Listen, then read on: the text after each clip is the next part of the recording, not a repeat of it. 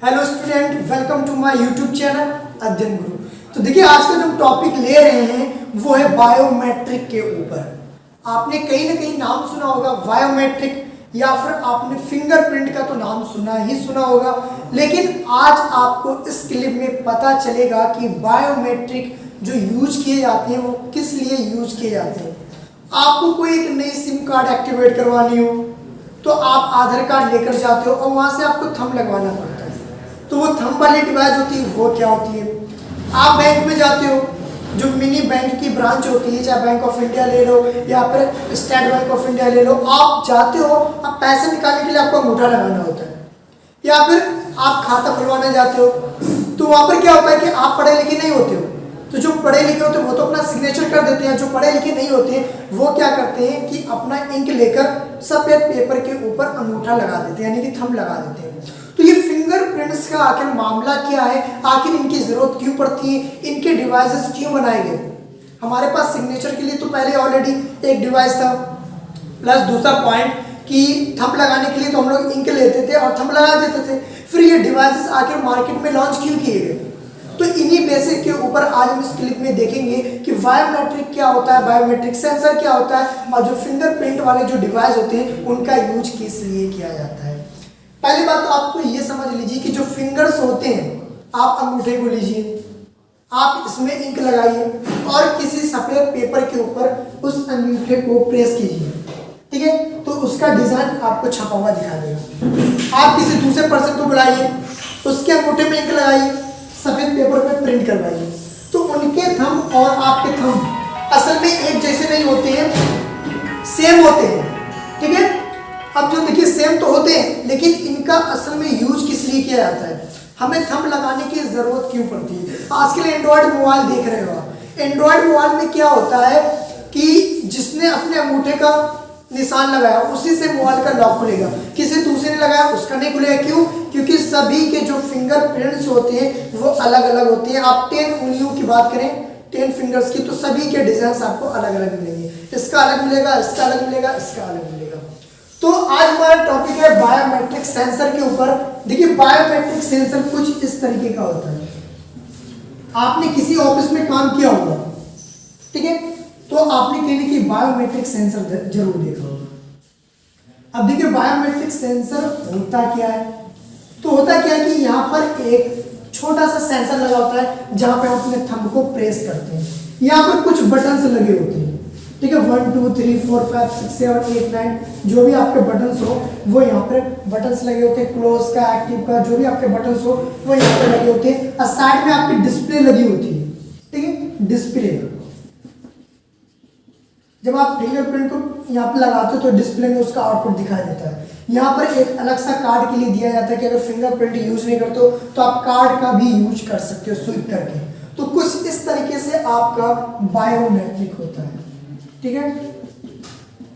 अब देखिए, बायोमेट्रिक में यूज कैसे किए जाते हैं। तो बायोमेट्रिक में आपके पास दो तरीके हैं। अगर आपके ऑफिस में बायोमेट्रिक लगा है, और देखिए बायोमेट्रिक खास करके इस वजह से लगाए गए हैं क्योंकि मान लीजिए एक कंपनी में कम से कम 500 वर्कर काम कर रहे हैं और एक अटेंडेंस के लिए बैठा हुआ है। कोई लेट आ रहा है, कोई जल्दी आ रहा है, कोई लेट आ रहा है, कोई जल्दी आ रहा है, कोई नहीं भी आ रहा है, तो पता नहीं किसका छूट गया किसका नहीं छूटा, और खामखाम सैलरी भी एडवांस चली जाती है। तो ये कई प्रॉब्लम्स है। तो इन प्रॉब्लम्स को देखा गया और एक नई इनपुट डिवाइस लाएगी बायोमेट्रिक, और ऑफिस में इसको सेट कर दिया गया और सभी के थंब में यहाँ पर अलग अलग कोड बना दिए गए। तो कोई भी पर्सन जब एंट्री करेगा तो गेट के बाहर उनके पास एक बायोमेट्रिक डिवाइस लगी होगी, तो उसको प्रेस करेगा तो उसके डिस्प्ले में अटेंडेंस लग जाएगी कि आज वो आया, इतने टाइम पे आया, इतने सेकंड पे आया और ये डेट थी। तो पूरी की पूरी इंफॉर्मेशन यहाँ पे सेट हो जाएगी। दूसरा पर्सन आया, उसने अपना थंब लगाया, उसका एक अलग आईडी बना हुआ है, तो उसकी डिटेल अलग सेव हो गई। तो यहाँ पर क्या होता है कि कभी धोखेबाजी नहीं होती है। कौन लेट आया, कौन जल्दी आया, कौन नहीं आया, ये सारी की सारी इंफॉर्मेशन इसके अंदर स्टोर हो जाती है। और जरूरत पड़ने पर आप अपने लैपटॉप या फिर कंप्यूटर या फिर मोबाइल में किसी सॉफ्टवेयर के जरिए इनका सारा डेटा निकाल सकते हो और एक लिस्ट में देख सकते हो कि ये पर्सन का आईडी ये कितने बजे आया, कितने बजे यहाँ से गया, कब आया और कब नहीं आया, सारी की सारी इंफॉर्मेशन इस बायोमेट्रिक में मिल जाती है। तो ये होता है बायोमेट्रिक सेंसर, जो यहाँ पर एक सेंसर लगाते हैं, जब हम अपने अंगूठे को प्रेस करते हैं तो ये सेंसर डायरेक्ट इसके अंदर जाती है और यहाँ पर हमें डिस्प्ले में उसका आउटपुट दिखाई देता है कि आपका बिल्कुल सही लगा है। कभी कभी क्या होता है कि गंदगी की वजह से कोई डस्ट जमी हो और फिंगर को लगाते हो तो ये काम नहीं करता है, तो डिस्प्ले पे एरर लिख के आ जाएगा रेड कलर का कि आपका फिंगर अभी सही नहीं लगा है, कृपया दोबारा फिंगर को लगाएं। तो आप दोबारा फिंगर को यहाँ पर प्रेस करेंगे। तो सभी के थंब अलग अलग होते हैं और बायोमेट्रिक या फिर कोई सी फिंगर डिवाइस, ठीक, कोई सी फिंगर डिवाइस यूज कीजिएगा, सभी के थंब अलग अलग मिलेंगे। या फिर आप फॉर्म ऑनलाइन करवाते हो तो आपको थंब की जरूरत पड़ती है, या फिर आप CCC के जब फॉर्म ऑनलाइन करवाओगे किसी भी इंस्टीट्यूट से या फिर आप खुद से ऑनलाइन करोगे फॉर्म तो वहाँ पे भी थंब मांगा जाता है। और जहाँ पर आप एग्जाम दोगे वहाँ पे भी थंब मांगा जाएगा कि आप आए थे या फिर नहीं। तो उस थंब को और इस थंब को किसी एक डिवाइस के जरिए या फिर एक लेंस के जरिए चेक किया जाएगा क्या ये आपका थंब एक ही है। क्या फायदा कि हम एग्जाम तो दिया है लेकिन किसी और ने मेरा फिंगर लगा दिया जाएगा, तो इस तो कंफ्यूज हो जाएंगे कि ये आया भी नहीं और इसका फिंगर भी लगा हुआ है, ये कैसे पॉसिबल हो गया। तो जब आप फिंगर लगाते हो तो किसी एक डिवाइस के जरिए या फिर लेंस के जरिए इसको चेक किया जाता है, मशीन के जरिए चेक किया जाता है क्या इनके फिंगरप्रिंट्स सेम है या फिर अलग अलग है। जैसे आप किसी CID मूवी देखते हो तो CID में क्या होता है, किसी का मर्डर हो जाता है तो मर्डर करने वाला क्या कर देता है कि चाकू छोड़ के चला जाता है या फिर बंदूक छोड़ के चला जाता है। तो CID वाले आते हैं, उस बंदूक को किसी एक पॉलिथीन में रख लेते हैं। क्या होता है कि उस मशीन के ऊपर या फिर उस बंदूक के ऊपर, उस चाकू के ऊपर फिंगर लगे होते हैं जिसने भी मर्डर किया हो। तो फिंगर्स में क्या होता है कि आप फिंगर से जब उस मशीन द्वारा या फिर किसी डिवाइस द्वारा उसको चेक किया जाएगा कि आखिर ये फिंगरप्रिंट्स किसके हैं, तो जितने भी यहाँ पर जुर्म करने वाले लोग हैं उनको बुलाया जाएगा, उनके थंब लिए जाएंगे और उनके थंब और जो चाकू के थंब है उनको मैच किया जाएगा कि ये जो थंब है वो किन से मैच कर रहा है। तो ऐसे में बहुत ज़्यादा सिक्योर होता है आपके थंब। तो बेवजह किसी भी नॉर्मल पेपर पर आप अपने थंब को ना लगाएं। आप जब थंब को लगा देंगे तो ये आपका सिक्योर नहीं रहेगा। ये इस वजह से बनाया गया क्योंकि क्या होता है बैंक में आजकल बहुत धोखाधड़ी चल रही है। होता क्या है कि हम थंब भी नहीं लगाते और हमें बैंक से पैसे भी कट जाते हैं। होता क्या आपने किसी पेपर के ऊपर थंब लगा दिया तो उसने क्या किया, उसको थोड़ा सा क्रॉप कर लिया और किसी डिवाइस के जरिए आपका वो थंब उसने ओपन कर दिया। तो ये बहुत ज़्यादा सिक्योर होता है। आप बेवजह किसी पेपर के ऊपर थंब ना लगाएं।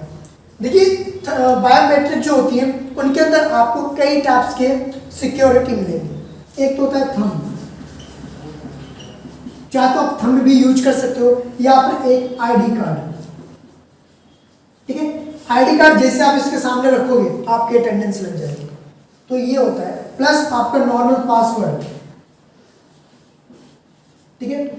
और भी सिक्योरिटी के लिए यहाँ पर कई सारी चीजें मिलती है। तो थंब हो गया, एक ID कार्ड हो गया, एक पासवर्ड हो गया और प्लस आप 10 उंगलियों का भी फिंगरप्रिंट दे सकते हैं।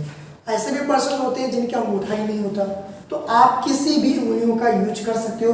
बायोमेट्रिक में सभी उंगली काम करती हैं। जैसे आपने आधार कार्ड बनवाया होगा तो आपके 10 फिंगर्स लिए गए होंगे, वो इस वजह से कि आप बैंक में पैसा निकाल रहे हो सकता है ये काम करना बंद कर दे तो आप इससे अपना पैसा निकाल सकते हो। तो 10 फिंगर्स आपके लिए जाते हैं। आपने एक हैप्पी न्यू ईयर मूवी भी देखी होगी तो उसमें भी थंब से ही डोर ओपन किया जाता है जब वो डायमंड को चुरा लिया जाता है। तो आप किसी का भी फिंगर भी चुरा सकते हो, ठीक है। कुछ एक रबड़ टाइप की आप इसके अंदर पहना दीजिए और उसको निकाल लीजिए तो उसका थंब जरूर छप गया होगा, तो आप उसको पहन के अनलॉक भी कर सकते हैं। तो ये बहुत ज़्यादा सिक्योर होते हैं, ठीक है। टैग होता है प्लस आई की जो रेटिना होती है, आंखों से भी डिवाइस को लॉक और अनलॉक किए जाते हैं। जो वैज्ञानिक लोग होते हैं जब बड़ी बड़ी मशीनें बनाती हैं जिसमें लाखों करोड़ों डॉलर्स खर्च हुए तो उनको कोई ओपन ना कर पाए तो वो लोग क्या करते हैं, पासवर्ड के लिए अपने आंखों के रेटिना लगा देते हैं। या फिर आपने मोबाइल में भी ये फीचर्स देखा होगा कि आपने मोबाइल को अनलॉक करना है तो अपने फेस को सामने रखते हो तो वो क्या करता है, आपकी आंखों की रेटिना चेक करता है कि ये आइज आपकी है। जब आपने पासवर्ड को लगाया तभी ये ओपन होगा, वरना किसी दूसरे पर्सन के सामने रख दीजिए ओपन ही नहीं करेगा। जैसे फेस लॉक, तो फेस लॉक में यही होता है, वो आंखों के रेटिना को देखता है कि आपका रेटिना वही है जब आपने लॉक सेट किया था। तो इसमें कई सारे सिक्योरिटी डिवाइस होते हैं, थंब होते हैं, ID कार्ड होते हैं, पासवर्ड होते हैं, रेटिनाज होते हैं, ठीक है। तो ये बहुत ज़्यादा सिक्योर होता है और बेवजह कहीं भी अपने फिंगरप्रिंट को ना लगाएं। आई होप कि आपको ये टॉपिक क्लियर हो गया होगा कि बायोमेट्रिक क्या होते हैं और इनके अंदर जो थम्स होते हैं, आईडी कार्ड होते हैं, पासवर्ड क्या होते हैं, इनके अंदर कैसे डेटा डाला जाता है और इनके अंदर डेटा कैसे निकाला जाता है। तो डेटा निकालने के लिए हमें एक सॉफ्टवेयर की जरूरत पड़ती है, ठीक है। तो आप जब इसमें अपने कंप्यूटर में इंस्टॉल करोगे, आप बायोमेट्रिक में एक केबल दी जाती है और उस केबल को अपने कंप्यूटर से ऐड कर दोगे और सारा डेटा आप निकाल सकते हो, चाहे तो एक्सेल शीट में या फिर पीडीएफ शीट में, ठीक है। तो इससे अगर कोई कंफ्यूजन हो रही हो कि बायोमेट्रिक में ये टॉपिक क्लियर नहीं हुआ, तो आप कमेंट बॉक्स में कमेंट कर दे बस कि बायोमेट्रिक में ये चीज़ अलग बताई आपने या फिर ये चीज़ नहीं बताई। तो आप बस कमेंट जरूर करें, फीडबैक जरूर दें, मैं उनके ऊपर क्लिक 100% बनाऊंगा। वीडियो पसंद आए तो लाइक जरूर करें, चैनल को सब्सक्राइब करें और वीडियो को ज़्यादा से ज़्यादा शेयर करें। Thank you very much.